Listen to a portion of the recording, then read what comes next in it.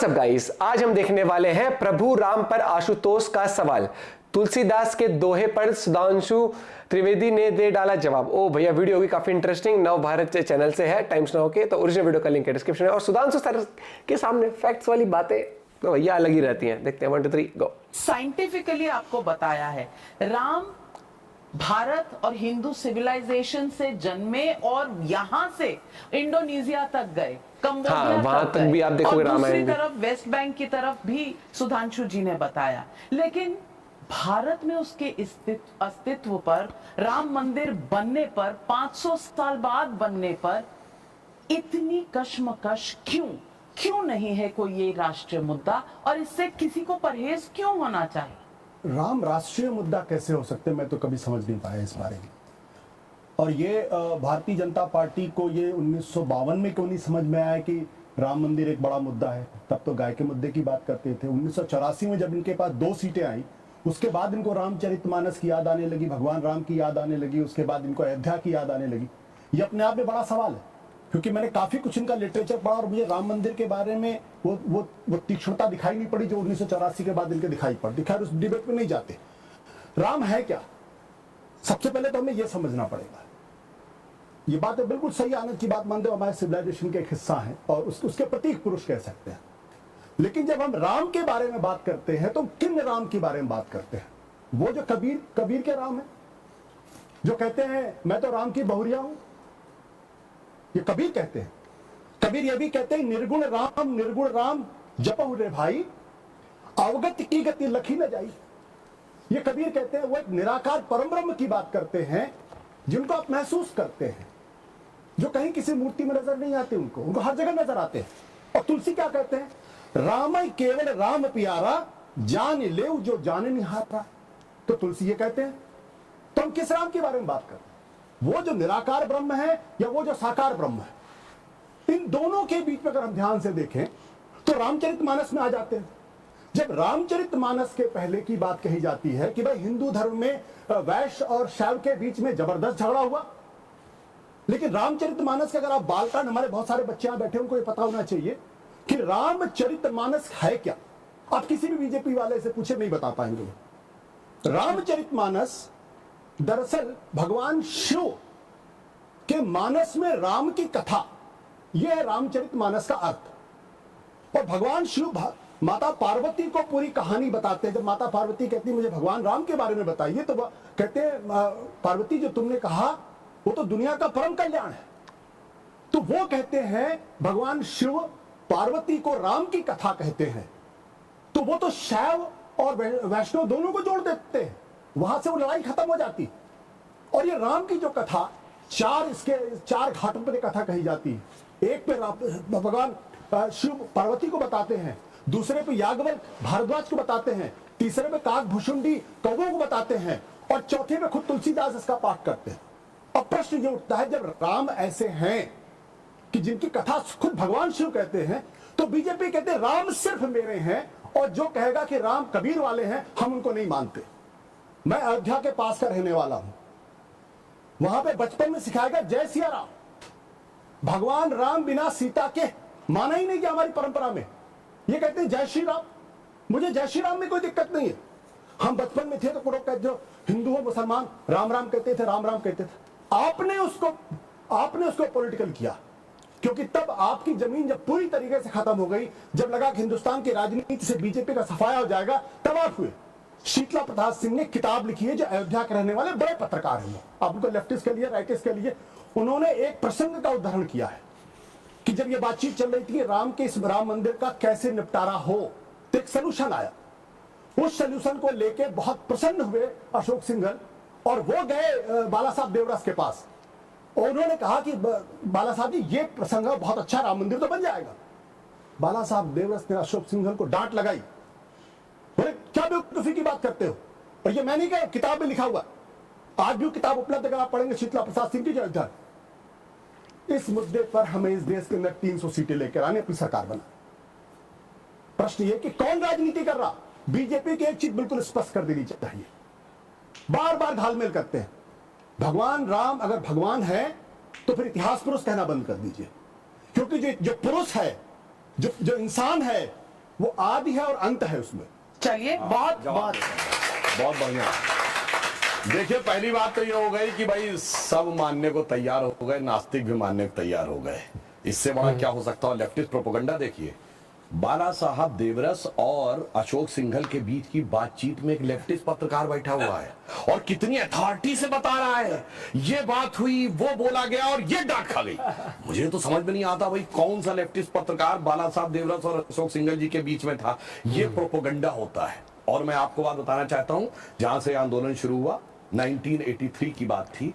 उस समय जब मीनाक्षीपुरम में बड़ी घटना हुई जिसमें भारी संख्या में दलित समाज के लोग मुस्लिम बन गए थे, संघ ने इस विषय को बहुत प्रबलता से उठाया। इंदिरा गांधी ने हस्तक्षेप किया और वो विषय चूंकि देश में इतना बड़ा बन गया था, फिर इंदिरा गांधी के हस्तक्षेप के बाद बाहर आई बात। उस समय हम 2 सीटों वाली पार्टी नहीं थे जनाब, और पहली रैली जुलाई 1984 लखनऊ के बेगम अजहर महल पार्क में हुई, जिसमें मैं भी बच्चे के रूप में गया था। हमारा नारा था, लोकतंत्र की देखो शान, बंदी बने हुए भगवान। ये आप 84 के इलेक्शन की बात कर रहे हो। उसमें भी अगर हमारा राजनीतिक वजूद खत्म हो गया था तो बच्चों से कहता जाके चेक करिए, कांग्रेस के बाद सबसे ज्यादा वोट परसेंटेज में नंबर 2 की पार्टी थे। 8.96% वोट था हमारा 1984 में। अब जो इन्होंने कहा, देखिए लोग नास्तिक होकर भी कितना बढ़िया दर्शन की व्याख्या करने लगते हैं कि भगवान, अभी इन्होंने भी कहा कि भगवान है तो इंसान कैसे हैं। अरे तुलसी ने जवाब दिया है, व्यापक ब्रह्म निरंजन अविगत विगत विनोद सो अज प्रेम भगति बस कौशल्या की गोद। वो कहते हैं कि ये ब्रह्म है, अनादि है, परंतु भक्ति के कारण वह आपको दिखाई पड़ते हैं। जैसे सूर्य आपको दिखता है ऊपर, मगर आपको शीशे में रिफ्लेक्शन में देखता है। अगर शीशा साफ होगा तो आपको साफ साफ रिफ्लेक्शन सूर्य का दिखेगा। यानी वो उस रूप में आते हैं। और ये लोग बड़ी मजेदार बात करने लगते हैं कि साहब तुलसी के राम अलग है और उनके राम अलग है। तो तुलसी ने भी कहा, सिया राम मैं सब जग जानी, करूं प्रणाम जोर जुग पानी। तो कबीर ने कहा है, दुल्हिन गाओ मंगल चार, हमरे घर आए रे राजा राम भरतार। राजा राम बोला है, 1 लाख पूत 1.25 लाख नाती, ता रावण घर दिया न बाती। तो रावण भी उन्होंने बहुत साफ साफ कहा है। परंतु मजेदार बात यह है कि सेकुलर लोगों को इस बात पे तो आपत्ति है। आनंद रंगनाथन जी ने अच्छा जवाब दिया कि मंदिर में पैसा नहीं लगे, मगर सेकुलर सरकार को हज सब्सिडी देनी चाहिए थी, उसमें किसी को आपत्ति नहीं। जबकि मुस्लिम अकीदे के अनुसार हज अपने पैसे से जाया जाता है, सरकार के पैसे से नहीं। लेकिन सरकार देती है। हमने कभी नहीं कहा हम मंदिर बनवाएंगे, हमने कहा मंदिर का मार्ग प्रशस्त करेंगे। मुलायम सिंह ने कहा मस्जिद बनवाएंगे।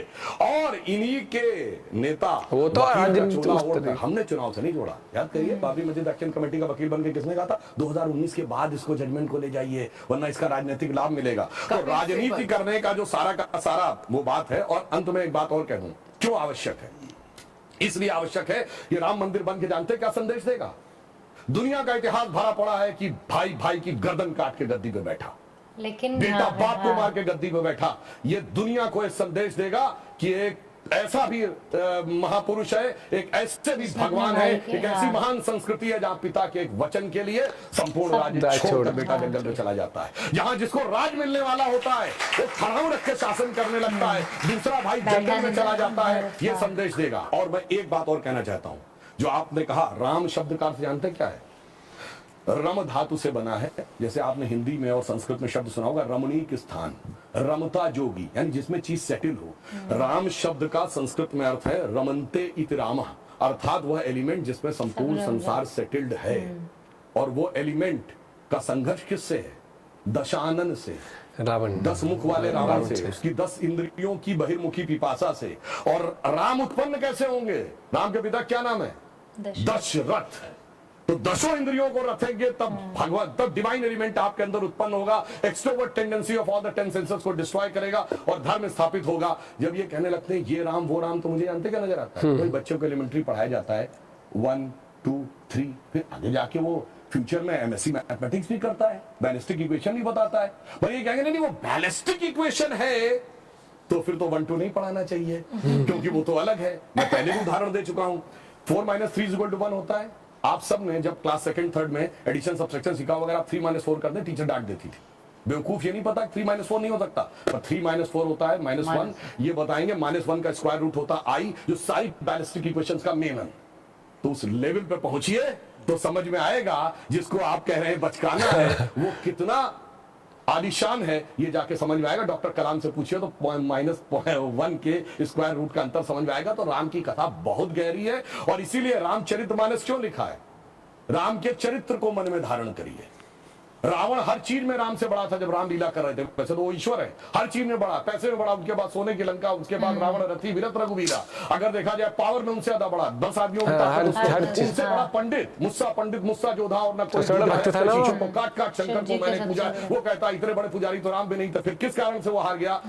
चरित्र में राम बड़े थे, इसीलिए तुलसी ने कहा रामचरितमानस। और चरित्र की याद दिलाएगा ये मंदिर, जो सिर्फ भारत के लिए पूरी मानवता के लिए श्रेष्ठतम मानवीय मूल्यों का प्रतीक होगा। इसलिए 21वीं सदी का महान भारत बगैर राम मंदिर के संभव नहीं था। इसीलिए अमृत काल के उषा काल में राम मंदिर उभर के सामने आ रहा। बहुत तो ये बढ़िया था, बहुत बढ़िया। ये डिबेट थी इंटरेस्टिंग। उन्होंने कहा कि पहले आप बोलिए आपके जो भी पॉइंट ऑफ व्यूज हैं। लेकिन मेरे को एक चीज देखियो, ठीक है, दिवाली सब मनाएंगे, देखा है, और वो जैसे दशहरा वगैरह ये तो सब मनाते हैं। जो डिबेट का वो भी दिवाली मनती क्यों, एक बार ये तो पूछो। अगर राम को मानते नहीं हो, राम का वो हर तरीके से बता देना, हर एक चीज। और क्यों मतलब फिर इतना वो करते हो, ये सही है भाई? इस चीज के ऊपर आप कितनी भी डिबेट कर लो, कुछ कर लो, लेकिन जब सुधांशु त्रिवेदी से सामने होते हैं वो कहते हैं आप तसल्ली से बोलिए, फिर जब हम बोलेंगे उसके बाद क्या बोल रहे हो, कुछ बचेगा भाई। वो पेज नंबर और एक एक चीज, सब कुछ चीज बता देते हैं। हाँ। और हर एक चीज है, आपको ये चीज समझनी पड़ेगी। आप प्रूफ तो ऐसे आप किसी भी चीज का नहीं दे सकते हो। काफी चीजें हो जाएंगी जिनके आप प्रूफ नहीं दे पाओगे लाइफ में। लेकिन आप जब प्रूफ की बात आ जाए, या फिर मतलब बिल्कुल ही वो कहते हैं ना कि अब कल को कोई कह देगा जटायु था, वो लाके दो हमें सामने, हाँ। या बुलवाओ उससे, हाँ। या फिर कल को तो कोई ये कह देगा राम जी आएंगे वो बोलेंगे, या शिव जी आएंगे वो बोलेंगे, तो तभी हम मानेंगे। कल को तो लोग कह देंगे केदारनाथ भी मत जाओ, कल को तो लोग कह देंगे अमरनाथ भी मत जाओ, कल को तो कहते हैं वैष्णो देवी भी मत जाओ। प्रूफ लेके आओ, उनको बोलो कि आप यहाँ पर आओ, हमें बताओ कि हाँ ये मेरा मंदिर है।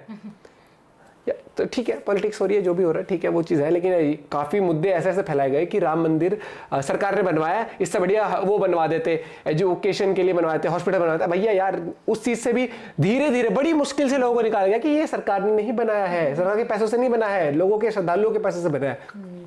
फिर आ जाता है राजनीति करने के लिए वो मुलायम सिंह, क्या कहते हैं, हम बनवाएंगे मस्जिद। तुम मतलब सरकारी पैसे से बनवा सकते हो, लेकिन यहाँ पर एक मार्गदर्शन करके लोगों के पैसे से बना है। हाँ।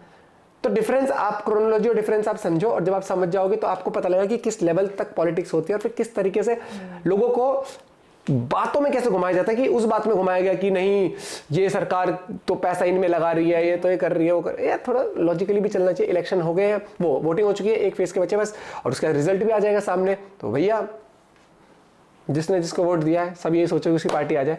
बाकी वोट देना जरूरी सबसे पहले। तो मिलते हैं आपसे एक और वीडियो के साथ, एक और डिबेट के साथ। Bye bye, take care.